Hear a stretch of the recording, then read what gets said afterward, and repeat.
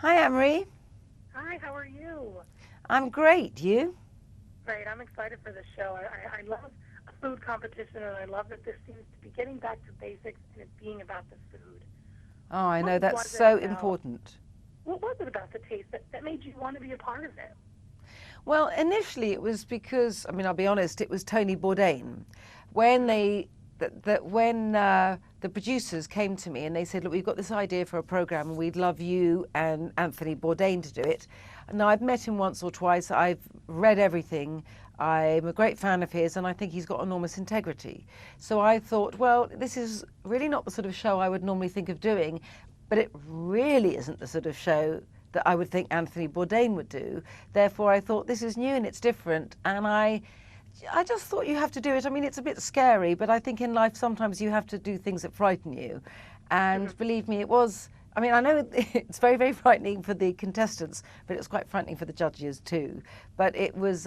We had a blast. We occasionally didn't come to blows exactly, but there were times when I had to keep the boys like that away so they couldn't hit each other. But I'm used to that. I come from a large family. But I felt that it really said everything about food that I believe, which is it's about what it tastes like. It's not about your abilities as a plate decorator. And I also think that it seemed to me to take food very, very seriously because obviously, really, cooking is not a competitive sport. It's the major part of our lives in the sense that you can't survive without food, and yet those of us who are lucky enough to have enough to eat have also the concomitant luxury of thinking about how to make it delicious. So I'm a food obsessive, so I felt I slotted right in, and this would treat food the way I treat it rather than it being about can you cook something standing on your left leg only at the top of a very high mountain using only 2 ingredients. It Right. wasn't silly. And I leave that to the boys. They can be silly. How much do you think that, going into a show and just tasting the food, does that change your perception of the food you're eating, or is that truly, like, how does that affect you going into eating something? It was very, very strange because I think all of us felt that we, understood food and certainly ingredients we're all greedy people, so we've eaten widely. But it was very strange to us how hard it was always to tell what we were eating. And in particular, the proteins. Like, Ludo and I had a long conversation about whether you could taste the beef or not in one particular dish. Well, lo and behold, it wasn't beef, it was lamb. And we didn't find out that. So we did make fools of ourselves very, very often. But that's occupational hazard of going on TV, I venture to say.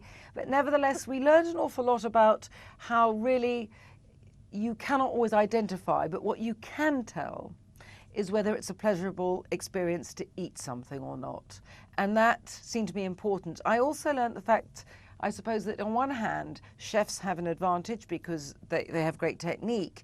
On the other hand, they can overcomplicate things and overthink things, whereas we home cooks are used to cooking as a means of, I suppose, just trying to make people happy. So we're less likely to sort of pirouette on the plate, and you can get lots of good, honest flavour. I mean, I do think it's quite interesting having a food contest that pits the professional against the amateur, because it doesn't always turn out as you'd think. What for you was one of the most difficult parts of being a judge on this show and having to tell people whether or not their food was good? Well, in one sense, because we always tasted blind, there was never, ever a time when it was a personal attack. So when we made our comments, it might be along the lines of, the balance isn't right here, I can see what this cook is trying to do, but the flavour balance isn't right. So that didn't feel like a personal attack. However, for me personally, what I found really the hardest was sending people home. I'm not a confrontational person. I think in many ways the difference between a home cook and a restaurant chef is that restaurant chefs tend to be quite conflict-driven people and dramatic personalities.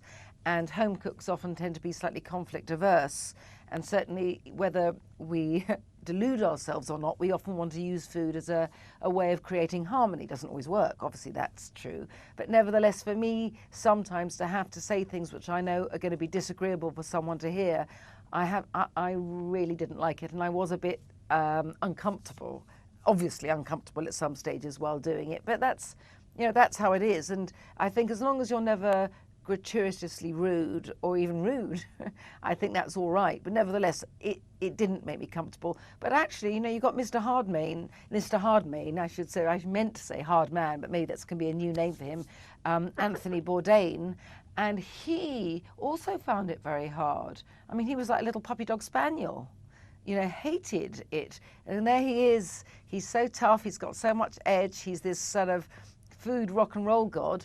And yet, when it came to saying, listen, this wasn't really right, I don't think it's working, he didn't like it. I mean, obviously, he didn't like it particularly when he had to say it to anyone of his own team, and we were constantly doing that because of the blind tasting.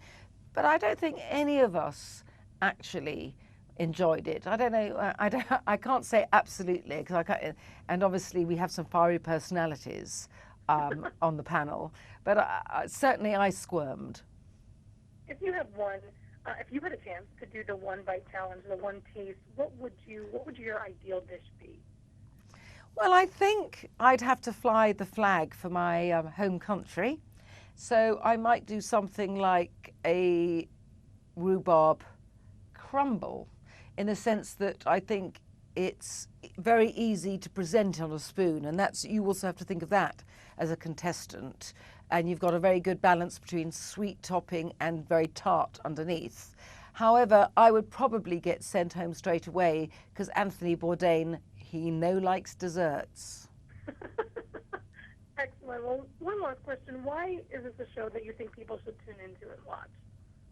Because I think people should watch it because it really is proper reality television, in the sense that no one's primed, we're not scripted. I'm not saying anyone else is, mind, but it is completely unfurling for real. Now, actually, it's very interesting for me because I have now seen the first show, but it was all news to me because, of course, we weren't allowed to see anything of the contestants, well, apart from our allotted hour. But we knew nothing about them. That's the whole point. We didn't know anything about them. And actually, they're a riveting bunch. So I always say to the boys, because obviously we only knew what we filmed, I kept saying to the boys, listen, guys, I know we're all thinking this is about us, but it's not about us. It's about them who are cooking. And actually, they are fascinating. And there's quite an interesting dynamic amongst the judges that's worth holding out for. But actually the contestants are so varied, and it's so amazing to see incredibly successful chefs having to go up against someone who's never cooked outside his or her home before. So I think it's completely different from anything else, but it's not what I call lowest common denominator TV. You don't sort of feel you have to watch through the cracks in your hands. It's so unappealing. It holds absolutely its honesty and its integrity. Having said that, I'm not pretending everyone was well behaved all the time, because I did have 3 very excitable boys to keep under control. And that's just the panel, never mind the contestants. I look forward to seeing more of it, and I wish you continued success. Thank you. Thanks. Have a great rest of the day. You too. Bye-bye.